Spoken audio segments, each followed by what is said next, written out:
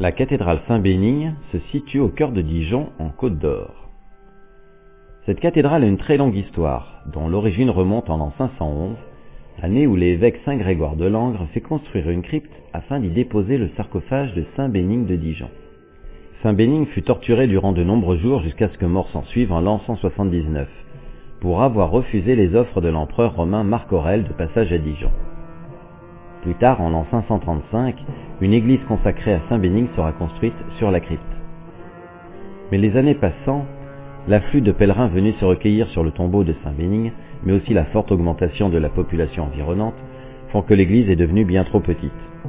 Pour y remédier, l'évêque de Langres, Isaac, décide de fonder en l'an 871 l'abbaye Saint-Bénigne de Dijon, et demande aux moines de suivre les règles strictes de Saint Benoît, pauvreté, solitude et autarcie.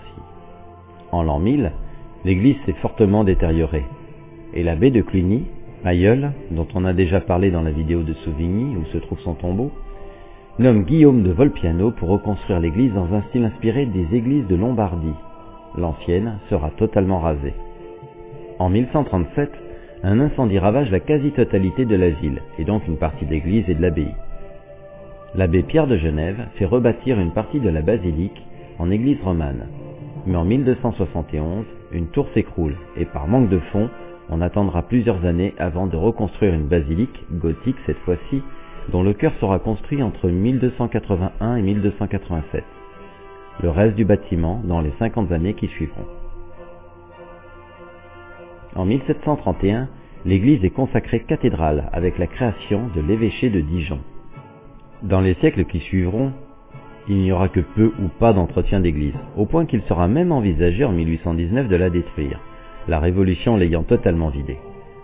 Mais en 1830 et 1884, elle subira tout de même deux vagues de restauration. Toujours au XIXe siècle, les bâtiments monastiques seront peu à peu détruits pour laisser place à de nouvelles constructions. Dans le chœur, de grandes colonnes très élancées montent jusqu'à la voûte, donnant ainsi un effet très réussi d'élévation vers le ciel.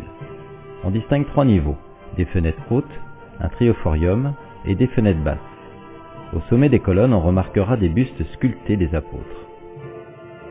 La cathédrale, avec ses 68 mètres de long et 29 mètres de large, est de taille très modeste. Mais grâce à ses fenêtres hautes en verre blanc, la lumière qui envahit lui donne un aspect très particulier et très majestueux.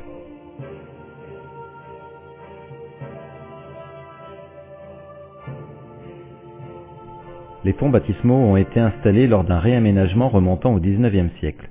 Surmontés d'un ange en bronze, ils contiendraient une partie des restes des ducs de Bourgogne et des membres de la famille ducale ensevelis à la chartreuse de Champmolles et ramenés en 1792 au lendemain de la Révolution. En empruntant le bas-côté nord, on redécouvre cette couleur ocre typique, avec au fond la chapelle du Saint-Sacrement datant du XIXe siècle.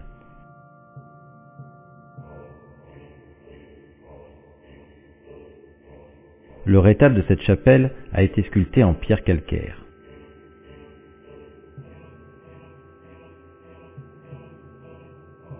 Voici le sanctuaire, c'est-à-dire la partie où se trouve l'autel. On remarque toujours cette grande clarté, les fenêtres basses, le triforium et les fenêtres hautes.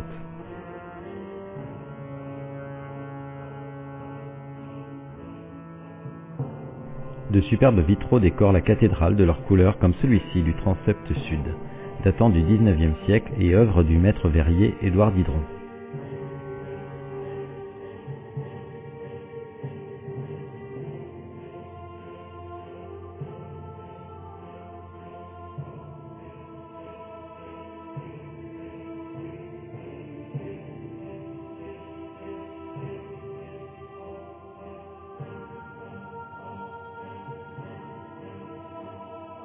Les peintures et les sculptures sont omniprésentes en ces lieux, comme cette statue de Saint Jean l'Évangéliste.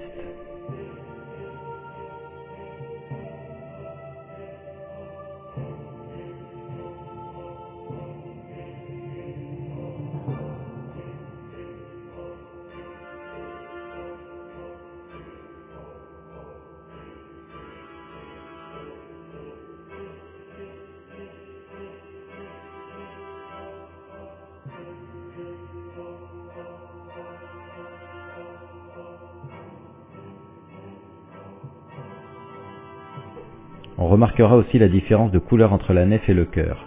ce dernier étant beaucoup plus jaunâtre. De nombreux tombeaux sont répartis dans la cathédrale Saint-Bénigne de Dijon, comme celui-ci de Monseigneur Rivet, évêque de Dijon de 1838 à 1884. Le tombeau date, lui, de l'an 1900. Parmi les tableaux présents, voici le repas chez Simore, d'après Jean-Baptiste Jouvenet. Le tombeau de Jean de Berbisey, baron de Ventoux et président du Parlement de Bourgogne, mort en 1697. De part et d'autre, les statues de la religion et de la justice. Le tombeau provient de la chapelle des Carmes. Priant de Monsieur Legout, seigneur de la Berchère et premier président du Parlement de Bourgogne, décédé en 1631. Le priant vient de l'église des Cordeliers. Et voici le priant de Marguerite Brulard, épouse de Monsieur Legout. Ce priant vient bien lui aussi de l'église des Cordeliers. Les premières orgues de l'église se trouvaient sur le Jubé. En 1740, les moines bénédictins décident d'installer un orgue dans la nef. Pour cela, ils firent construire une tribune. En même temps, la construction de l'orgue était confiée au facteur Carl-Joseph Ripp et à son frère Rupert. Le tout sera mis en valeur par un somptueux buffet commandé à des menuisiers dijonnais. En 1788, l'orgue sera modifié pour en changer le son, mais à la Révolution, des citoyens exigèrent le métal de l'instrument pour le fondre. Dominique Parrain, titulaire de l'instrument, réussit à le sauver en s'engageant à jouer des airs patriotiques pour le peuple. L'orgue est transformé une seconde fois en instrument romantique au milieu du XIXe siècle, une troisième fois en 1953 et une dernière fois en 1987 pour atteindre désormais 6000 tuyaux, 73 jeux et 5 claviers. Cette dernière modification ayant duré 9 ans, son inauguration aura lieu en 1996.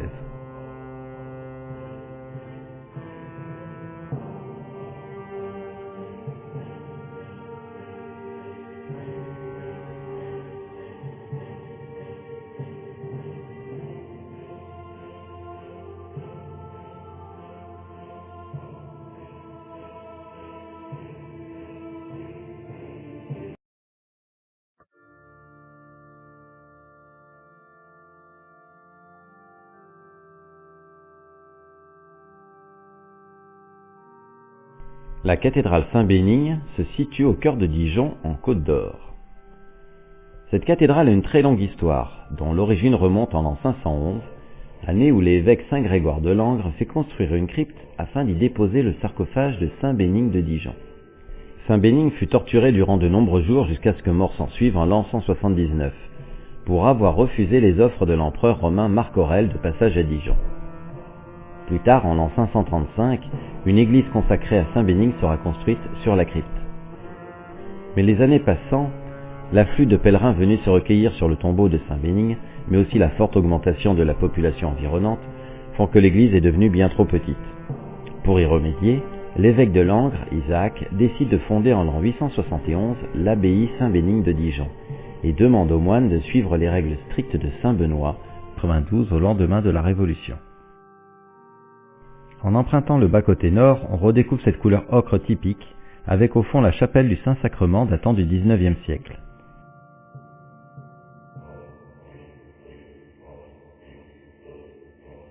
Le rétable de cette chapelle a été sculpté en pierre calcaire.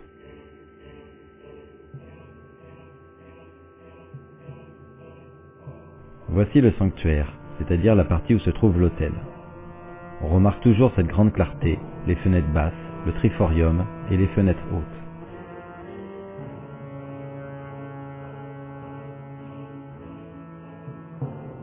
De superbes vitraux décorent la cathédrale de leur couleur comme celui-ci du transept sud, datant du XIXe siècle et œuvre du maître verrier Édouard Didron.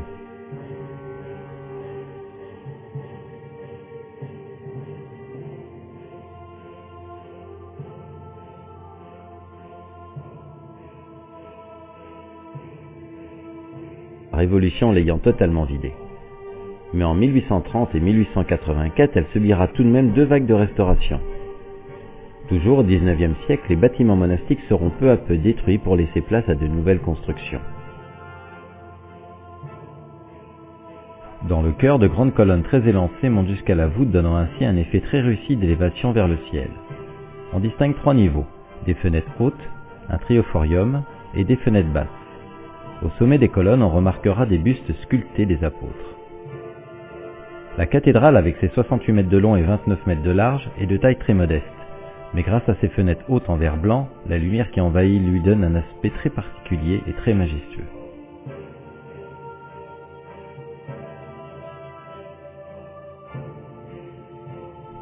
Les ponts baptismaux ont été installés lors d'un réaménagement remontant au XIXe siècle. Surmontés d'un ange en bronze, ils contiendraient une partie des restes des ducs de Bourgogne et des membres de la famille ducale ensevelis à la chartreuse de Champmolles et ramenés en 1780.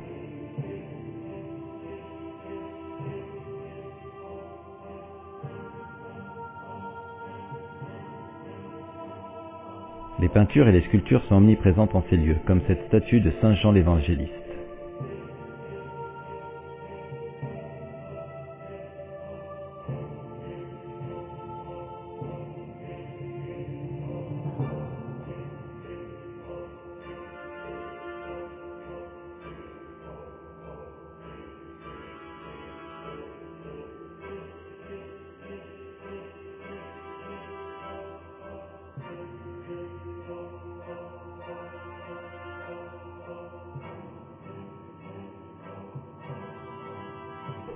On remarquera aussi la différence de couleur entre la nef et le chœur, ce dernier étant beaucoup plus jaunâtre.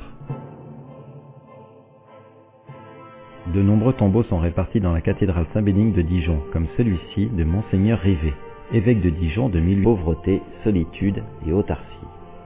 En l'an 1000, l'église s'est fortement détériorée, et l'abbé de Cluny, aïeul, dont on a déjà parlé dans la vidéo de Souvigny où se trouve son tombeau, nomme Guillaume de Volpiano pour reconstruire l'église dans un style inspiré des églises de Lombardie. L'ancienne sera totalement rasée. En 1137, un incendie ravage la quasi-totalité de la ville, et donc une partie de l'église et de l'abbaye.